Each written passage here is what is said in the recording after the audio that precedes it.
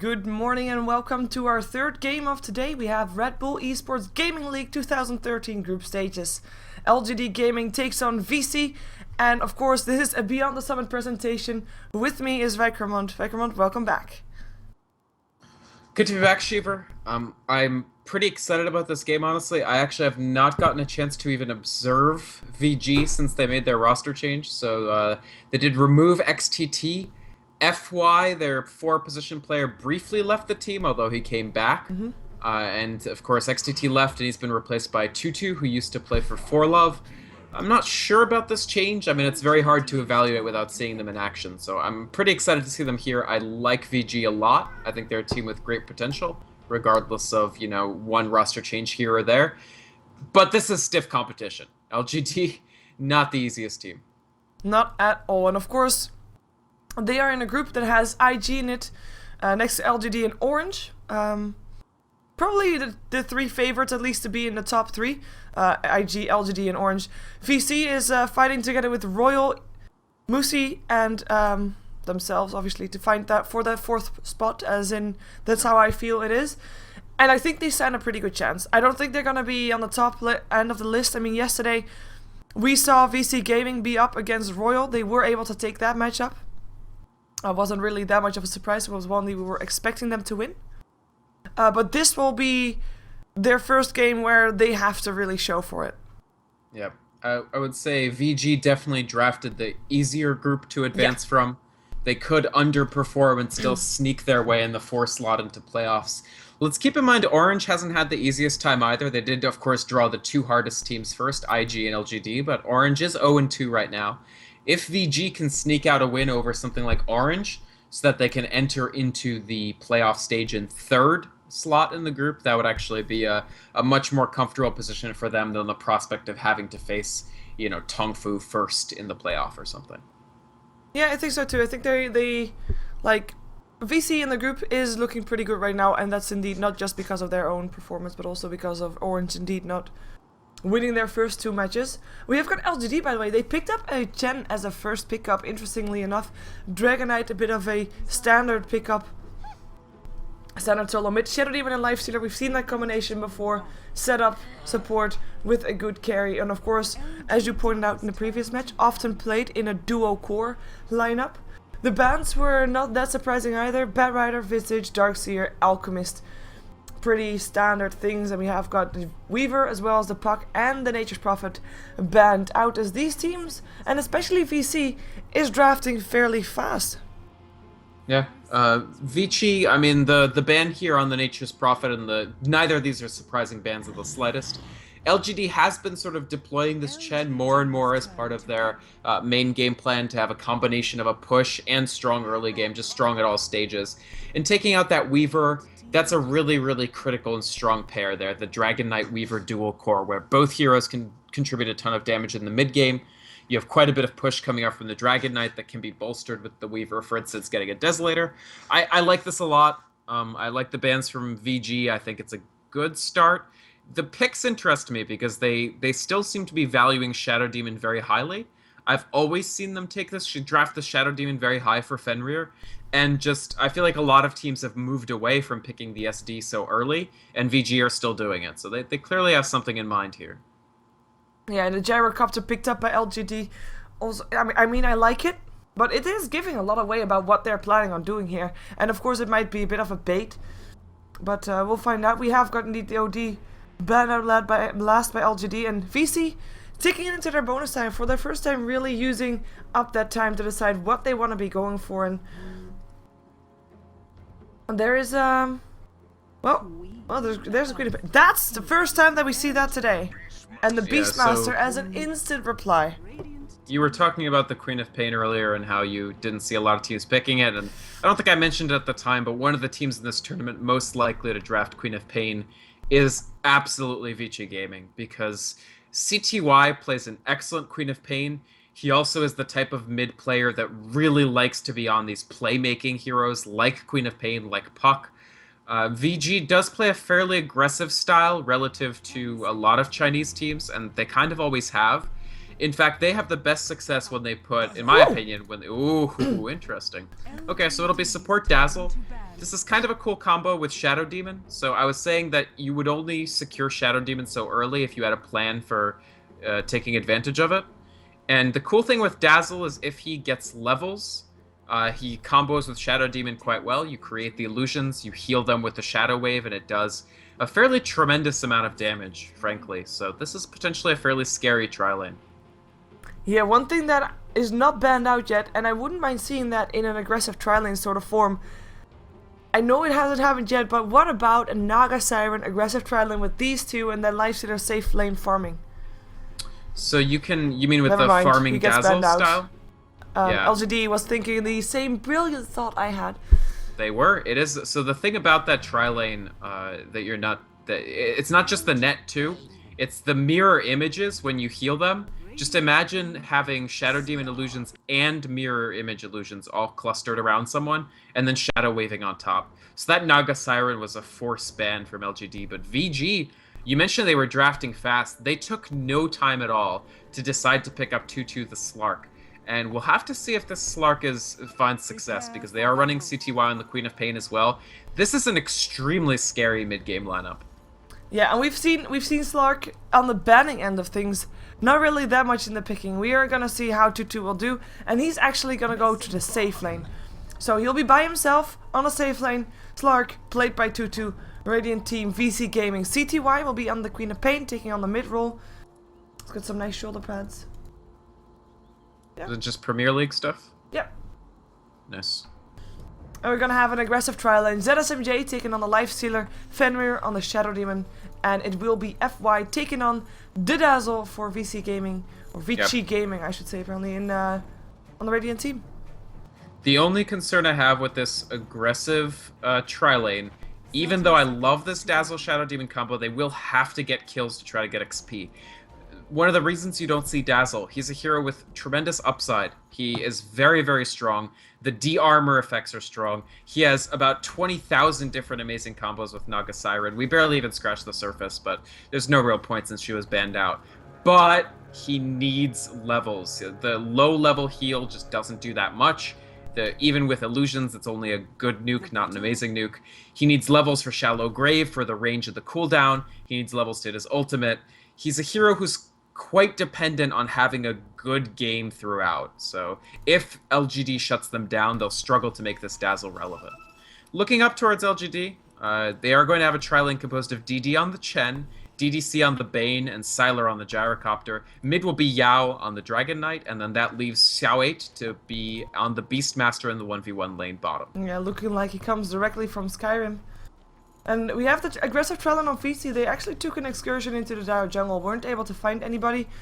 Walk right past the Dire ward, but yeah, they already know that they are there. So we've got the Bane, which is a very safe hero to have around you. You can, of course, just nightmare the person that you don't want to continue initiate up on Sylar.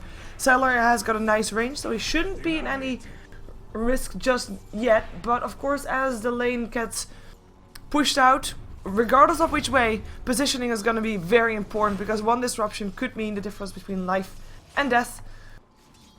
Queen of Pain up against a Dragon Knight should be able to win, but Yao should not be able to lose this lane at least. He will get levels and experience and maybe a bit of last hit still. I actually think Queen of Pain against Dragon Knight is quite a favored lane for the Queen of Pain. Like, it's something that we saw in the Alienware Cup finals that they missed the heal on the illusions there, not doing as much damage to DDC as they'd hope. This should be a lane that CTY can be fairly aggressive in, and if Yao isn't careful, I mean, they don't want a repeat of the lane against Dendi when Dendi was on Queen of Pain, because that didn't go well at all. To say the least, So, what do you think about the matchup? Beastmaster Slark. I like, Pounce! This might be first blood actually. 2-2. Has got that Essence shift. Might just continue going, but Self will be there. Interesting choice not to chase. He's got one more mana for the Pounce. Yeah. And the Self will heal Xiao 8 completely up again, so even if he goes again, doesn't really matter. Surprising, but... Oh, he goes anyway. Why not, right? But is he gonna chase this time? Nah, this time he should not. Well, keep in mind, Xiao 8 no longer has his healing salve. So it's 2/2/2's advantage, I think, to pressure this lane. He's got a poor man's shield, Xiao 8 is on a stout shield. So Slark is just going to bully the Beastmaster quite a bit.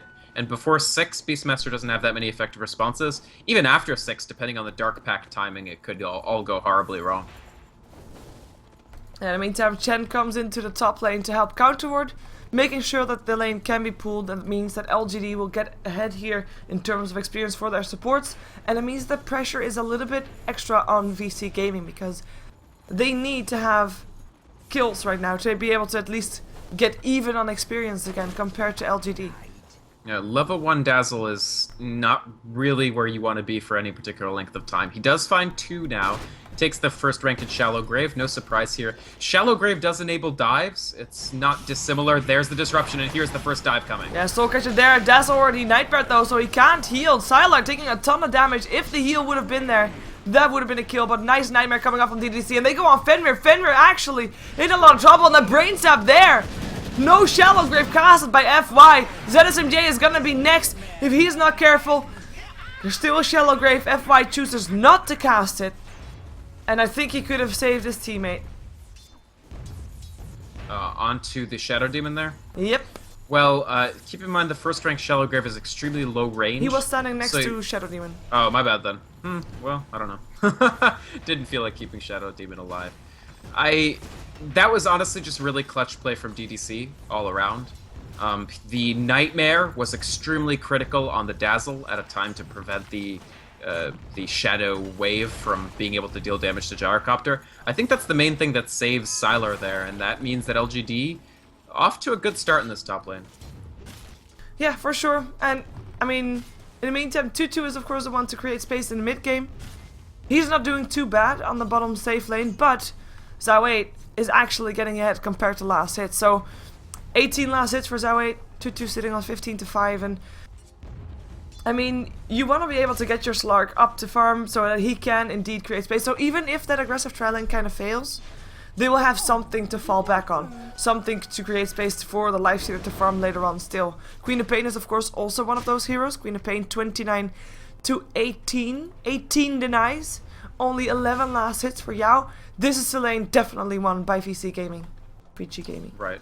I mean, this is definitely a good lane in the mid. Slark, now that the boar is actually here, it's doing a lot of work. It's similar to an Orb of Venom, where you're just constantly a little bit slowed, your attack speed is slowed, you're taking damage, and the Beastmaster just grinds out the advantage against you. You can see, check out Xiao's unusual skill build here to leverage the power of this boar. He actually has 3 in Call of the Wild at 6, only 1 in the Wild Axis. He's not last hitting with the Axis, because there's no real reason to with the way that this lane is configured.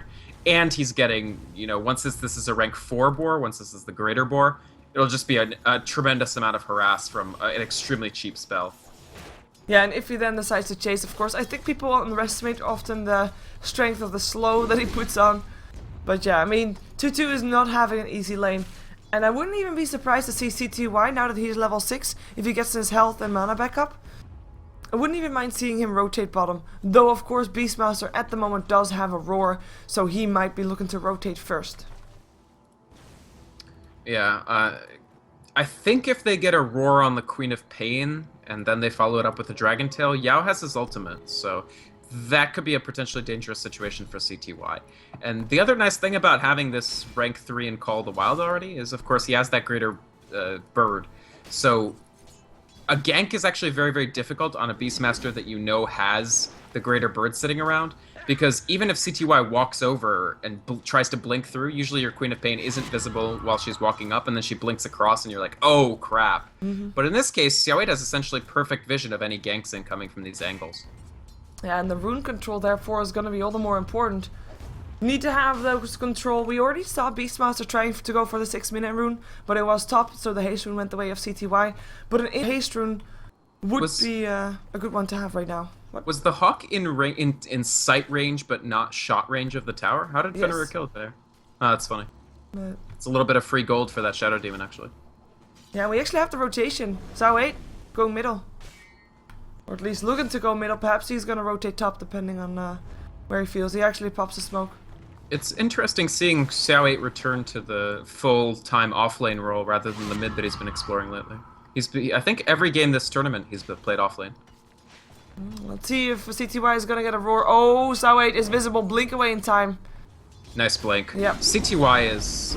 it's been a while since I've seen him. It's such a pleasure to watch. He really is a monster mid player. One of the favorites for the 1v1 tournament that will be occurring the 4th and 5th days of this competition. Yep. It's gonna be fun to watch. The tower does get dropped down to half HP, but I believe, by the way, that tournament is also casted by Beyond the Summit, like the official stream, as in stream 1, right? Yes, that will be on stream. It's not being run concurrently, it's actually being run consecutively with the tournament, so there won't be games at the same time. Here comes Tutu. Dragon Tail, cooldown, Sonic Wave, now doing tons of damage, and Yao will be the one to go down. Zoe running, dead as well. Sylar looking to go down as well. Can CTY get him? Can he get a triple kill? No, he cannot. No mana. I think Sylar can call himself lucky for that one. That's gonna be mid, just taken over by the Queen of Pain. We already knew that she was ahead, but now just taken down, and the Beastmaster and the Dragon Knight. Nice to have happen for the Queen of Pain. And wow, my voice, awkward. It's been a long couple days. Yeah. CTY, that's a great start for him. I mean, this Queen of Pain is now 49 for 22. And since they have a... they missed the pounce there on Yao. That would actually be a fairly easy kill on the DK. He's not quite at the point where he's very tanky yet, but they don't get the pounce, but this is a team that sort of really wants to dominate the early to mid game. I mean, we already talked about what you want when you have a Slark, and the same is not exactly true of Queen of Pain, but it's another hero that loves to have a great early game, and that was an excellent way to start. Yeah, because, I mean, next to having the hero that wants to have a good mid game / early game, you put it on CTY and he'll make it work for his team. So 2 for 0 for him now, and I don't think we've seen the last of the rotation. Of course, this time Beastmaster came to him. He is gonna go back middle, by the way, but Beastmaster is back on the bottom lane. He does have a roar again, but I mean, normally when you're a Beastmaster you want to try to make your roars work and get a kill with every roar that you have. But if your first kind of gank fails, it's kind of tricky to go in again, because you kind of don't want to give away more kills. Open wounds up on Sylar, but the Fiend's Grip comes in by DDC. Cooldown as well. That's gonna be one life to keep you safe. Nice shallow grave there. Looked for a second as if it was on the creep, but that was because he infested. And by the way, I was talking about rotations, Zoe and Yao sitting on the top lane now as well. And Tutu's here as well. They have spotted him, so they know Slark's here. They obviously have this Observer Ward. That was actually a little bit of a redundant Shallow Grave. It's now 25 seconds on cooldown. Like, this would be the time for the Shallow Grave, and he's not going to get it. Well, nice he's going to get a disruption, which is nice. Rage, rocking himself out. Is it going to be enough? The Flak Cannon, though. Sylar with the kill. Yeah, no Shallow Grave this time. 10 seconds still left on the cooldown. I think they're going to have to give up their tier 1. Unless Tutu gets an amazing pounce. Top tower is yeah, that was... I mean, they would really have wanted that Shallow Grave there. Of course, one of the great things about Dazzle, actually, in 6.78, Shallow Grave now affects people who are, for instance, in Rage or in BKB. It didn't before, so that increases the synergy with Lifestealing. All the pounce hits, he uses Shadow Dance, Sonic Wave, hits only Sylar for a little bit. Open wounds up on Yao, cooldown coming down, making sure that Vici Gaming is not chasing this down. Yeah, this is just very good play by LGD, very collected, using the cooldowns to control space. DDC also having a fantastic game on this Bane, that early Nightmare preventing the first blood, and then this Fiend's Grip to help the just muscle ZSMJ out of the lane, eventually killing him as well. Yeah, and the tier 1 tower drops. Control goes with LGD for the moment. A rotation being successful. If that rotation wouldn't have been successful, that would have been a very big blow. A bigger blow than it was for Vici Gaming to lose the engagement on the top lane, I think. But for now, back to farming, back to the lanes. CTY back in mid. We have got the rotation of ZSMJ. Well, not just there, he is just going to go back on the top lane. Bottom lane is pushed out, so nobody of Vici Gaming is actually going there. But Sylar decided to rotate, and he farms bottom rather than going back top. Yeah, I think LGD at this point, now that they haven't sort of, especially the fight at top didn't really work out, nothing with the Queen of Pain ultimate, VG are probably feeling a little bit like they got less out of this early game than they wanted to. Your Queen of Pain Slark combo wants to generate as many kills as possible, and this is a 4-kill game at 12 minutes against Gyro with a DK as well. Yeah, and LGD, don't look to back off. By the way, are you having the same... Again, the life stealer for the gyrocopter, but I still feel as though they're not getting quite what they want. And LGD, they feel advantageous. They have the medallion on Beastmaster. That allows for a fairly quick Roshan clear. The entirety of Chen's Menagerie comes in there to help them out with this Roshan. I don't think VG feels the confidence to try to disrupt this. How's your stream? Well, it's turned back on. It dropped a couple of frames when I started the stream. But other than that, I think it's stabilized again. Question remains if it keeps that way for a second, but we'll see. If it continues to send codes in code frames. Alright. Looks to be okay so far.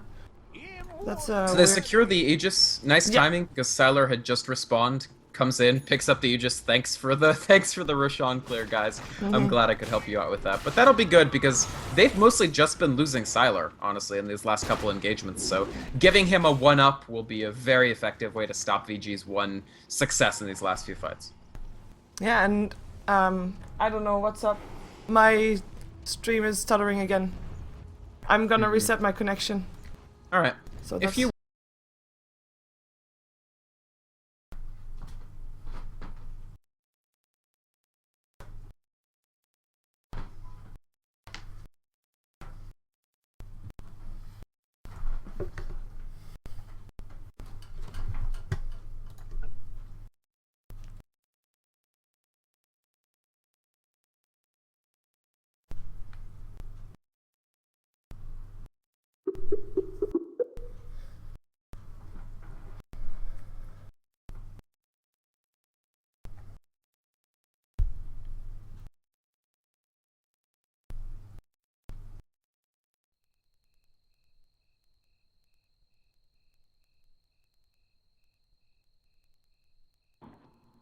Hey, Hello.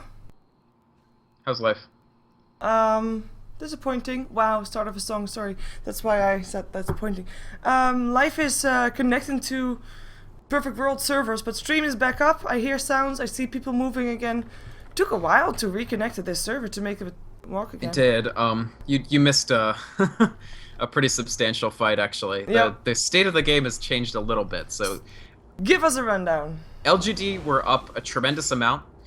And VG were attempting a smoke gank near the tier 2. So you see that VG have this triangle of wards. Yep. They were using the wards to try to spot out LGD heroes. Okay. After LGD takes the tier 2, they TP to the tier 2 mid, but it's just Gyro and DK at first, and they come into the jungle to try to farm. Yeah. That's when VG's smoke gank meets them. Then VG does something very, very smart. Sylar instantly BKBs and runs back, and VG peel off.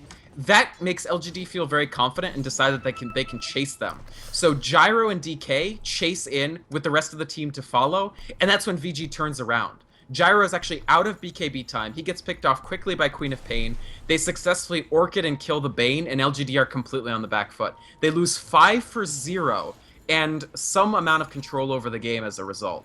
I think LGD aren't going to get caught flat-footed by that twice, but even just that one fight was very, very impressive from VG. Yeah, you see the gold grabs basically put everything back to the zeros again. Even experience very far ahead. I mean, in terms of levels, Queen of Pain and Slark now the highest 2 levels in the game, and I think if you're a Vici fan, that's exactly what you want to see. Yeah, I mean, if you were expecting, I mean, just looking at this lineup, it's an exciting lineup. It's something you want to see. Dazzle, a non-traditional pick, the Dazzle Shadow Demon combo, very hyped as sort of a theory crafter's choice type approach. Of course, people love seeing Slark Queen of Pain, a combo that should generate opportunities, but they were struggling to get kills early. That was really the first time that you saw the full power of this combination. My concern is it too late for them to seize a lasting advantage from this? You have the Dragon Knight finishing his BKB after that fight, so he didn't have it for that. And of course, Sylar still has 9 charges on his as well. VG primarily won that fight because by the time the fight proper started, there was no time left on the BKB. Twitch chat is saying the stream's down again? Yeah, or at least it's stuttering for me again. I have no idea what's up. I checked my speed, there's nothing wrong with it. So... I don't know what it is. I mean, my connection... Respawn. I believe this is Roche number 3, so that it will actually be one with a cheese, and that'll be very, very nice if LGD can secure that. Of course, VG, if they can repeat the trick, if they can jump in and actually win that fight, that would be very good for them. I feel that they need Mechanism, though. Dazzle only has a Buckler right now, and they need to live through a fight long enough to wait out the Black King bars, both from Yao and from Sylar. And I'm just not sure that that happens without a Mechanism. Keep in mind, the levels for the cores are just fine for VG. In fact, Queen of Pain and Slark are ahead, but the levels for the supports are not. It's okay for Chen to be level 9, but if FY and Fenrir are quite behind as far as levels go. They're level 9 and level 8 respectively, to a level 11 DDC who has this rank 2 of Fiend's Grip. And so I suspect that these supports will die quite quickly, unless they're able to have the Mechanism and some armor, possibly. And the other thing is, you don't want to use the Shallow Grave on the support. If Dazzle's using Shallow Grave on himself, then he's not using it on Lifestealer, he's not leveraging that combo, he's not using it on CTY if CTY finds himself in trouble. Speaking of CTY, he's had excellent farm this game. He actually has about 483 GPM, so substantially ahead on his gold farm relative to anybody.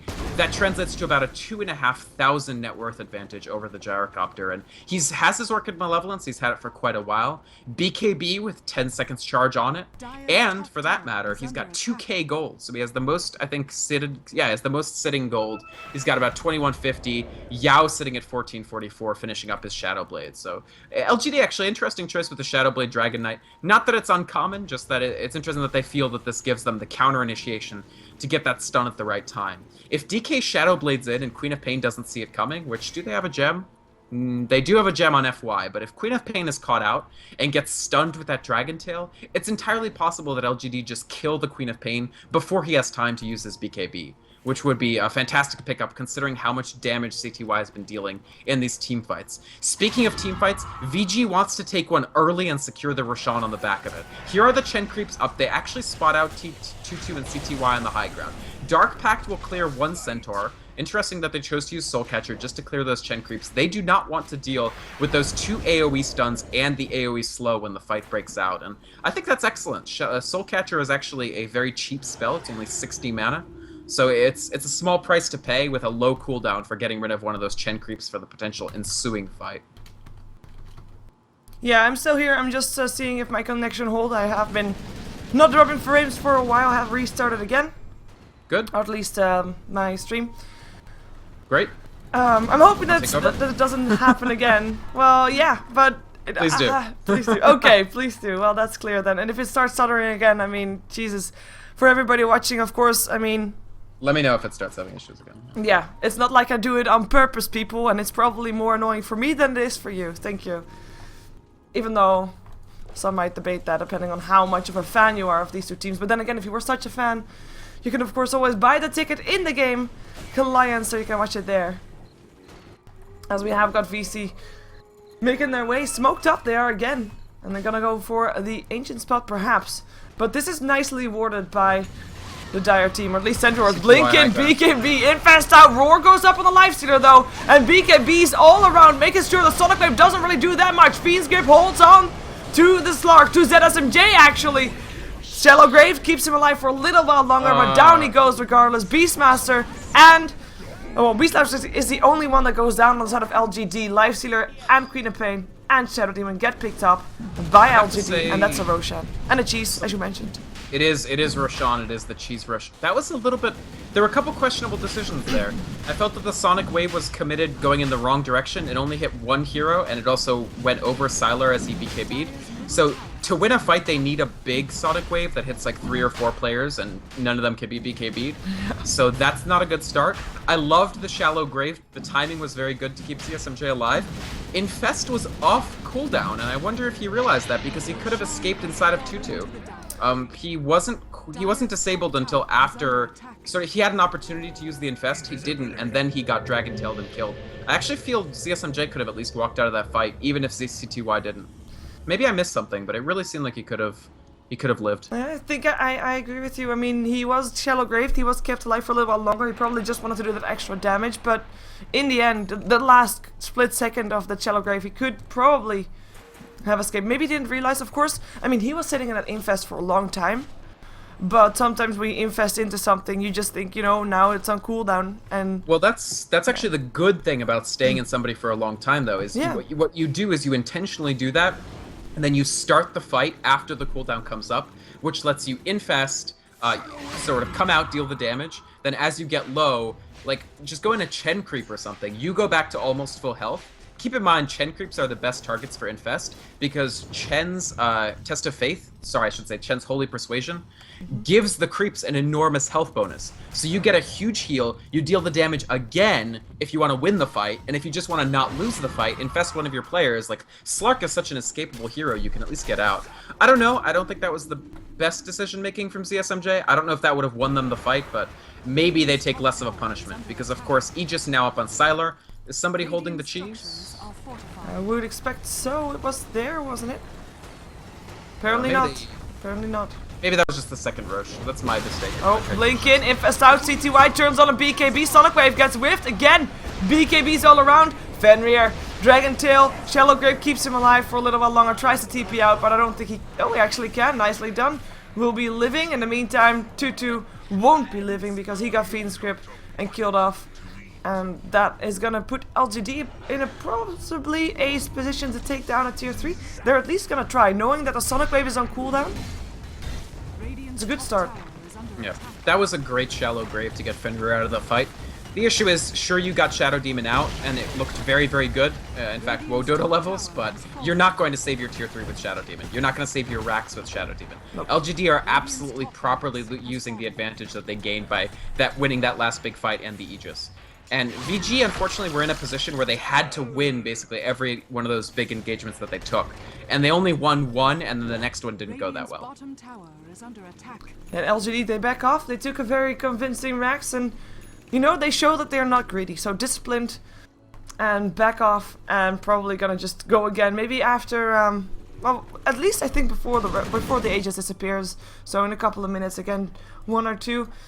Zoe has got himself an Aghanim, so that extra range will help him a lot by trying to chase down people there. And of course, more roars, always better. Basher is complete up on the lifesaver. There's also a Basher on the Slark, so they really want to try and take down those BKB targets. Yep. But Basher, they have to be Slark, able to hit and stay alive first. Definitely. Basher Slark, not a particularly unusual build. It's pretty cool. I mean, even just the strength, the little bit of extra HP isn't bad for a hero who has pretty poor base stats, and of course the ability to sort of not lock somebody down, but at least bash them a few times after you pounce in is very useful against somebody like Gyrocopter. Issue is, Gyrocopter, Butterfly plus 2k plus Aegis.